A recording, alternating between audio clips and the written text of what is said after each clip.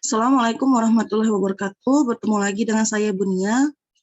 Kita mata kuliah rekayasa perangkat lunak atau RPL. Nah, untuk minggu ini kita sudah masuk di pertemuan 10 ya, teman-teman.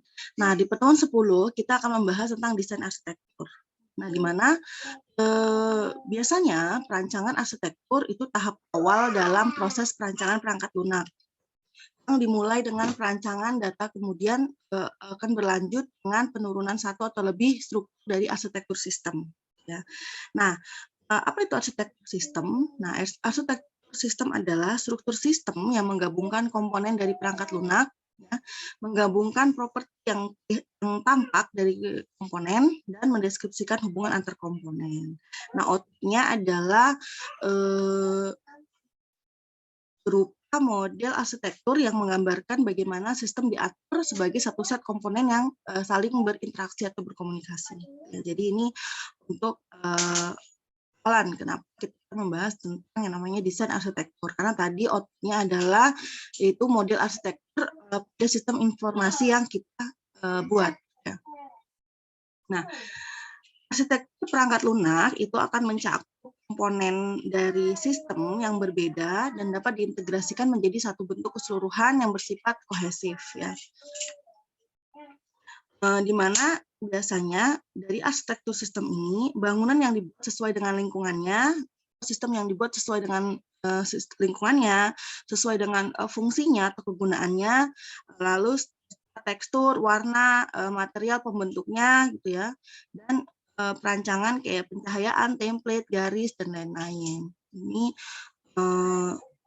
yang disebut dengan arsitektur perangkat lunak, apa saja yang ada di dalam arsitektur perangkat lunaknya. Ya. Nah, di mana arsitektur perangkat lunak ini memungkinkan untuk melakukan analisis terhadap efektivitas perancangan dan disesuaikan dengan kebutuhan yang dinyatakan sebelumnya. Jadi tadi kan pada saat awal kita membangun sistem, kita akan melakukan requirement atau analisis terhadap kebutuhan sistemnya.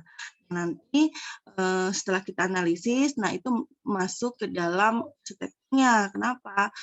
Karena setelah kita lakukan analisis, kembali apakah efek rancangan yang sudah kita buat. Ya, lalu melakukan pertimbangan alternatif arsitektur ya pada tahap di mana perubahan rancangan bisa dilakukan ya dengan cara yang mudah. Lalu mengurangi resiko yang berhubungan dengan pembangunan dari perangkat lunak atau perancangan perangkat lunaknya.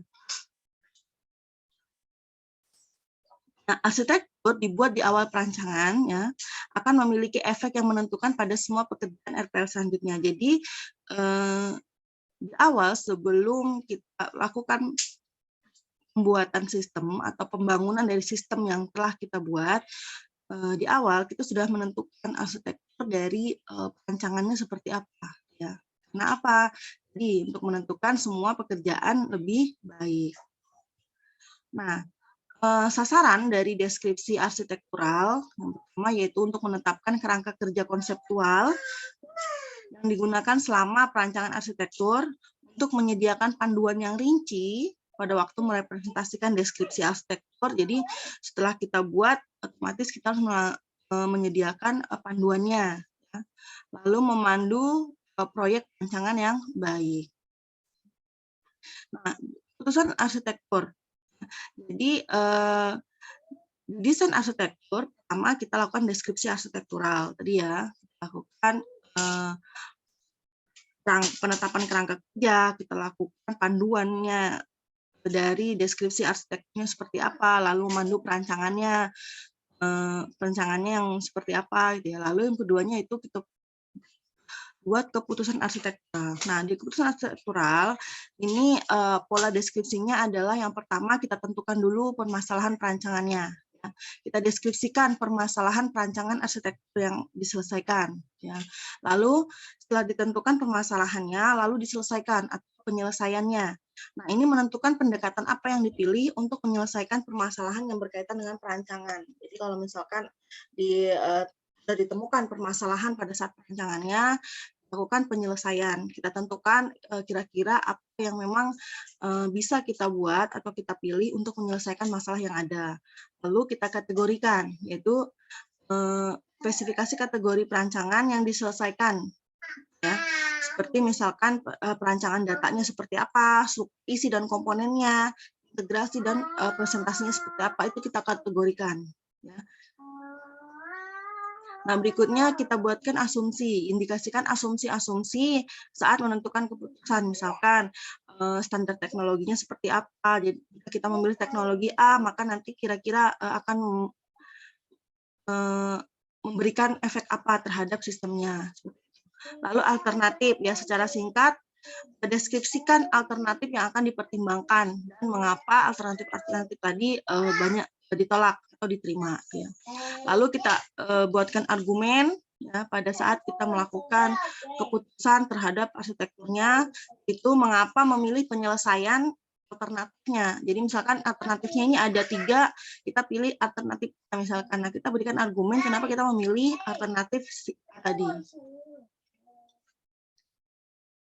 Lalu keputusan yang berhubungan, yaitu keputusan dokumentasi yang berhubungan dengan keputusan yang diambil. Lalu implikasinya yaitu indikasikan konsekuensi perancangan akibat penentuan keputusan. Apakah keputusan yang kita ambil memberikan efek atau impact pada saat kita melakukan penyelesaian perancangannya tadi. Lalu perhatian yang berhubungan yaitu kebutuhan lain yang berhubungan dengan keputusan yang diambil. Dan juga produk kerja untuk keputusan arsitekturnya yaitu indikasi di mana keputusan yang diambil akan tercermin dalam deskripsi arsitektur. Jadi keputusan yang sudah kita ambil ya otomatis akan kita buatkan atau akan memberikan efek ke deskripsi arsitektur yang sudah kita rancang. Ya. Lalu rujukan catatan tim ya sebelumnya telah digunakan untuk membuat keputusan. Jadi kalau misalkan ada permasalahan yang hampir sama, kita lihat apakah ada catatan-catatan sebelumnya ya yang sudah pernah dibuat ya, sudah pernah dibuat untuk menyelesaikan permasalahan di atas. Kembali tahun sebelumnya apakah pernah dibuatkan catatan serupa, permasalahan serupa untuk arsitekturnya. Nah, pertimbangan dalam keputusan arsitektur ya, itu ada ke arsitektur aplikasi generik yang dapat bertindak sebagai template. Jadi apakah sudah pernah ada, template-nya sudah ada dari sistem yang akan kita rancang. Kalau memang sudah ada, maka bisa kita gunakan. Ya. Lalu bagaimana sistem akan didistribusikan ke sejumlah perangkat keras. Gitu ya. Jadi misalkan, sistem sudah dibangun. Sistemnya berbasis LAN misalkan. Nah, bagaimana cara sistem tersebut bisa didistribusikan ke sejumlah hardware. Lalu pola atau gaya arsitektur yang digunakan seperti apa, lalu pendekatan fundamentalnya apa yang digunakan untuk menyusun sistem tersebut, lalu bagaimana komponen struktural dalam sistem akan terdekomposisi menjadi subkomponen. Jadi ini beberapa pertimbangan dalam mengaruhi keputusan arsitektur yang kita buat terhadap sebuah sistem. Jadi kita buatkan pertanyaan-pertanyaan yang kira-kira memang berpengaruh terhadap sistem yang kita bangun. Ya, ada lagi strateginya seperti apa, organisasi arsitektur yang digunakan, sistem non fungsional seperti apa, lalu bagaimana desain arsitektur yang nanti dievaluasi gitu ya, lalu arsitektur sistemnya bagaimana didokumentasikan gitu ya, karena memang biasanya dalam membangun sebuah sistem maka pertama desain arsitekturnya itu wajib akan dievaluasi ke depannya tadi kan sebagai apa catatan terhadap sistem nanti sistem-sistem lain ke depan yang akan kita bangun atau sistem-sistem baru yang akan kita bangun. Nah, makanya perlu dievaluasi dan perlu didokumentasikan. Nah, yang ketiga adalah kita membahas tentang tampilan arsitektur. Nah, tampilan arsitektur yang pertama adalah tampilan logis, ya ini sistem sebagai objek atau kelas objek, bagaimana tampilannya. Lalu tampilan proses menunjukkan bagaimana saat runtime sistem yang kita bangun, bagaimana proses runtime-nya.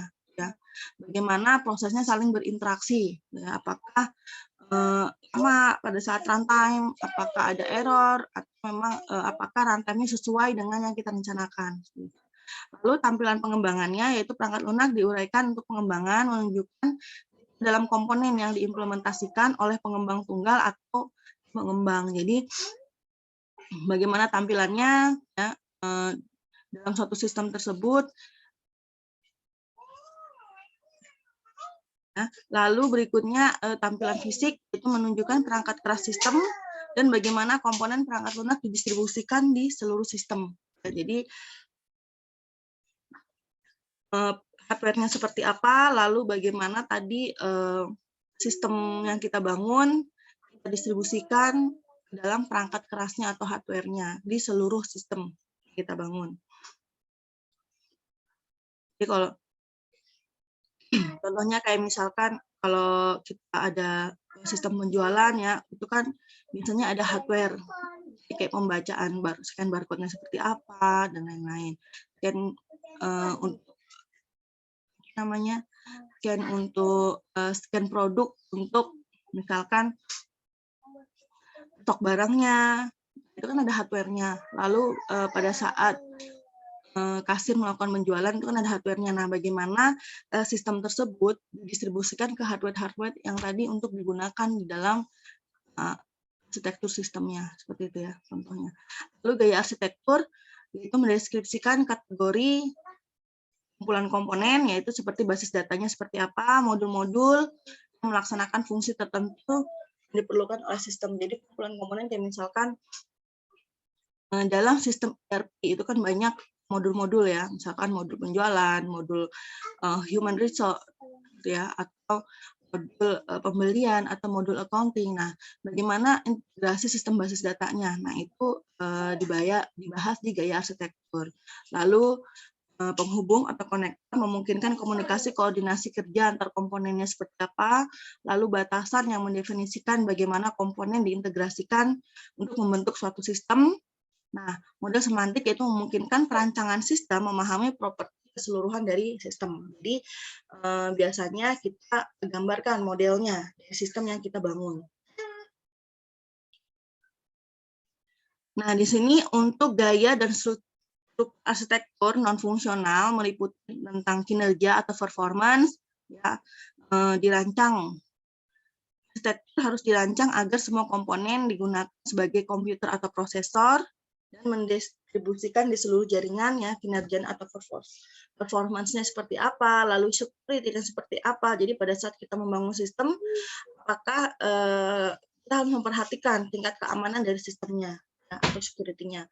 Lalu safety-nya, operasi yang terkait dengan keselamatan satu komponen tunggal atau komponen kecil ya. Lalu availability yaitu apakah arsitektur yang dirancang menyertakan komponen sehingga dimungkinkan saat mengganti dan memperbarui komponen dapat menghentikan sistem. Jadi misalkan tadi di sistem pada saat kita melakukan update gitu ya. Nah, pada saat kita melakukan update, apakah sistem tersebut harus diperbarui tanpa harus bisa diperbaharui tanpa menghentikan sistem atau memang diganti secara keseluruhan. Nah, availability. Berikutnya adalah maintainability ya, atau pemeliharaan, di mana sistem yang kita rancang memang harus dapat dilakukan maintenance atau pemeliharaan, di mana komponen harus dapat diubah dengan mudah, jadi dapat dilakukan update dengan mudah. Nah, berikutnya adalah struktur dasar arsitektur, di mana di struktur dasar arsitektur ini ada namanya struktur fungsional. Struktur fungsional dia meliputi komponen fungsi merepresentasikan fungsi atau entitas, lalu konektor merepresentasikan antarmuka untuk melewatkan data ke suatu komponen, ya. Lalu properti mendefinisikan sifat dari komponen dan mengorganisasikan antarmuka. Jadi pada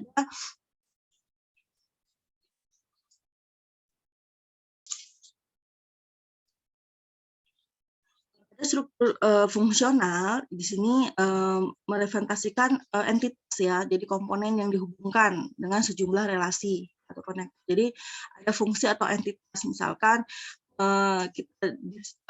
kita buatkan struktur dasar arsitekturnya, misalkan di sistem informasi akademik, maka apa saja entitasnya di sana, apa saja fungsi yang akan digunakan di sistem tersebut. Ya.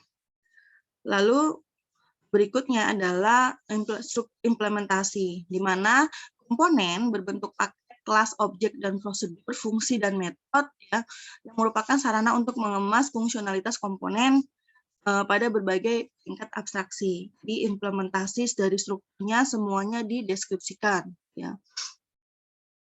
Berikutnya struktur konkurensi, di mana di struktur konkurensi ini komponen merepresentasikan unit-unit konkurensi yang terorganisasi sebagai pekerjaan paralel atau ya. Nah, connect mencakup sinkronisasi prioritas, mengirim data, dan menjalankan proses atau fungsi. Jadi dari konkurensi itu kan biasanya kalau kita membangun sebuah sistem pasti ada yang namanya pengiriman data dan menjalankan atau proses dari fungsi ya. Lalu struktur fisiknya seperti apa, yaitu komponen perangkat keras atau hardware-nya. Jadi pada saat kita melakukan desain arsitektur, kira-kira hardware yang kita gunakan dalam menjalankan sebuah sistem itu seperti apa. Contoh kapasitasnya, misalkan bandwidth yang kita gunakan, kinerja, atribut, dan lain-lain. Nah, struktur pengembangan. Nah, di struktur pengembangan ini biasanya mendeskripsikan produk kerja dan sumber informasi lain. Biasanya merepresentasikan relasi antar produk kerjanya seperti apa. Jadi misalkan sistem A, desain arsitekturnya sudah ada, lalu bagaimana kalau misalkan sistem tersebut akan dilakukan pengembangan, maka kita deskripsikan komponen, produk kerja, dan sumber informasi yang memang dibutuhkan pada saat dilakukan pengembangan dari sistem. Nah, yang berikutnya kita akan membahas tentang pola arsitektur. Nah, di mana di pola arsitektur kita akan membahas yang pertama adalah lapisan arsitektur atau layer arsitektur. Nah, di sini di layer arsitektur itu menambahkan tampilan baru atau mengubah tampilan yang ada, ya, dapat dilakukan tanpa perubahan apapun dalam data model. Jadi, misalkan, ya contohnya seperti ini untuk arsitektur layer. Nah, jadi misalkan dalam suatu sistem informasi, gitu ya, suatu sistem informasi ya, lapisannya atau arsitektur layer-nya adalah yang pertama adalah layer sistem support. Nah, yang masuk ke dalam sistem support ini adalah OS, database, dan lain-lain, yaitu sistem operasi dan sistem basis datanya. Lalu di lapisan di atasnya, nah, itu bagaimana lapisan manajemen antarmuka pengguna dan menyediakan autentikasi dan otorisasi pengguna. Jadi lapisan loginnya seperti apa, gitu ya, menyediakan autentikasi dan otorisasi dari si pengguna, ya, sistem utilities-nya, aplikasi fungsional, ya. Lalu berikutnya di lapisan berikutnya yaitu lapisan aplikasi ya, di mana user interface management, authentication, dan authorization ya, komponen fungsionalitas aplikasi dan komponen utilitasnya seperti apa.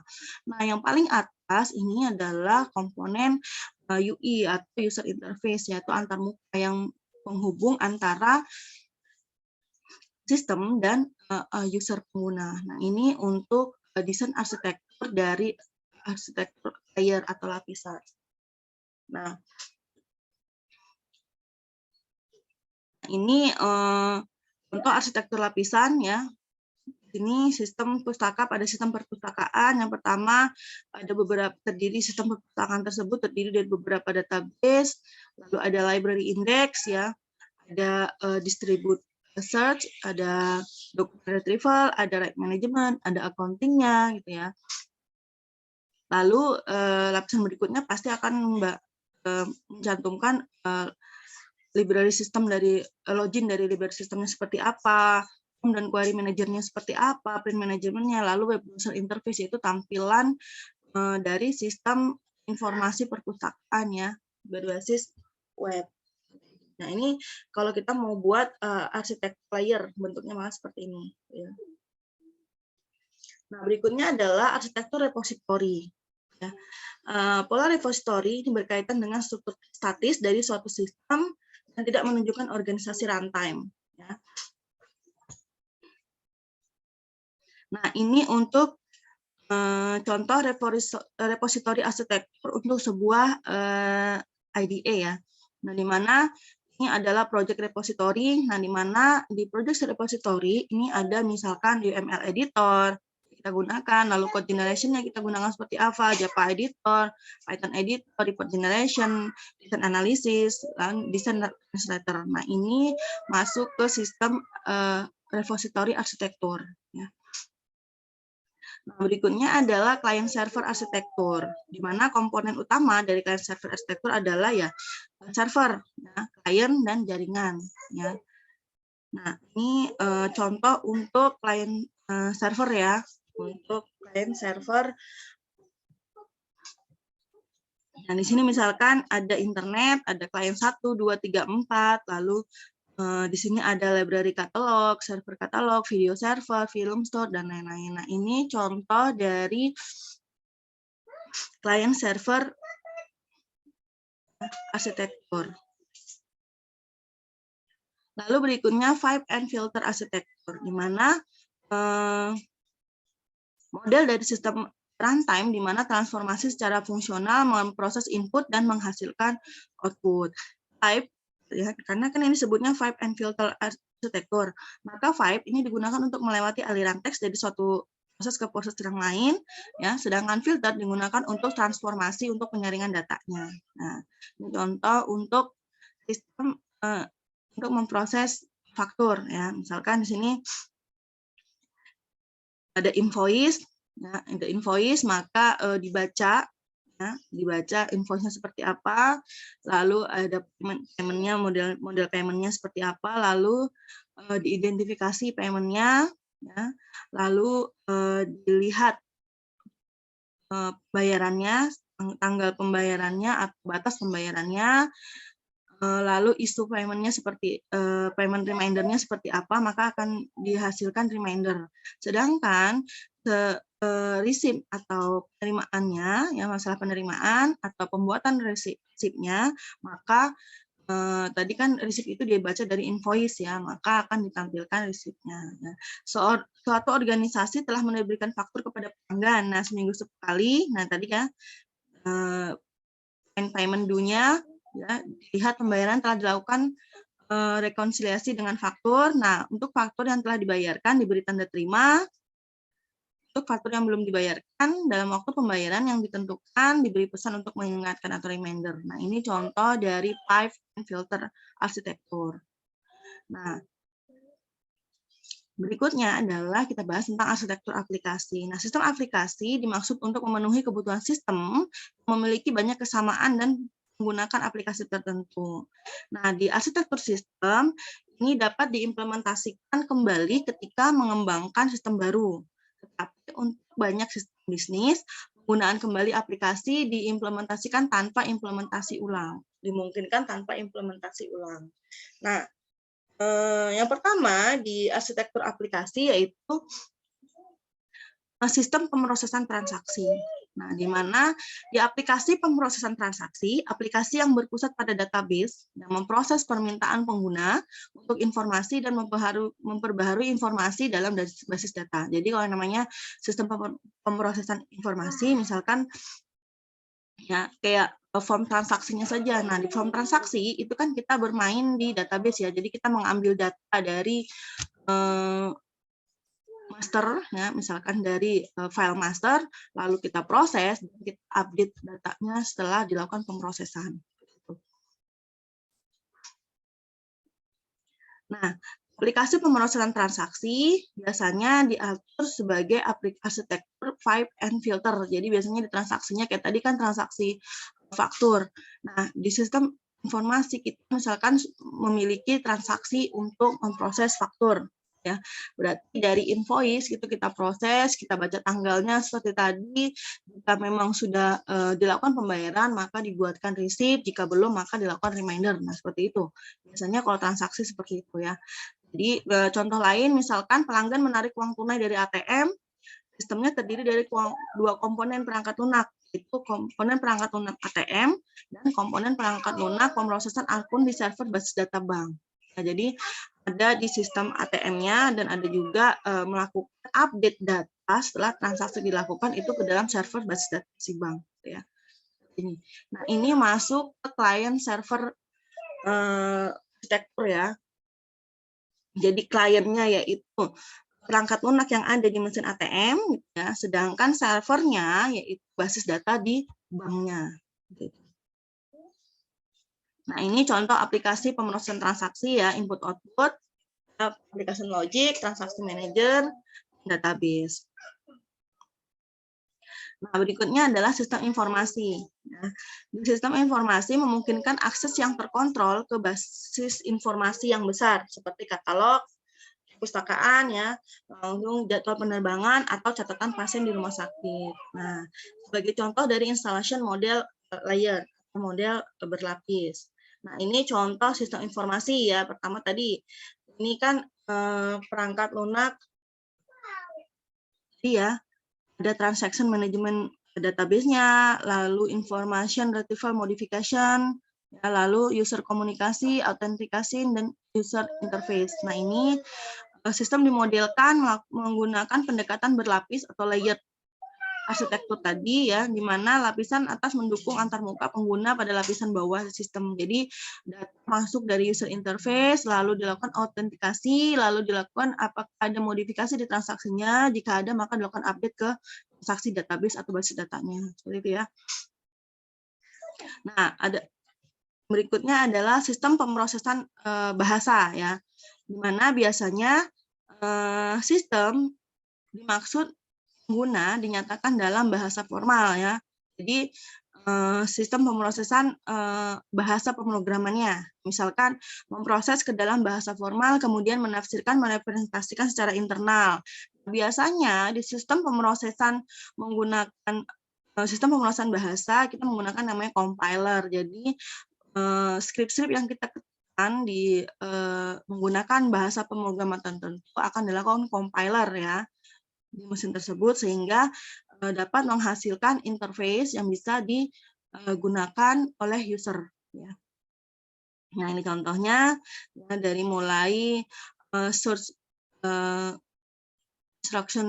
language instruction-nya atau struktur coding-nya gitu ya, lalu di translator menggunakan di translator ya, misalkan cek syntax semantik, generate, lalu instruction-nya seperti apa, lalu diterjemahkan di interpreter menggunakan data. Jika memang membutuhkan data, maka data langsung diterjemahkan dengan source code dan translatornya dan menghasilkan result hasilnya. Oke, baik.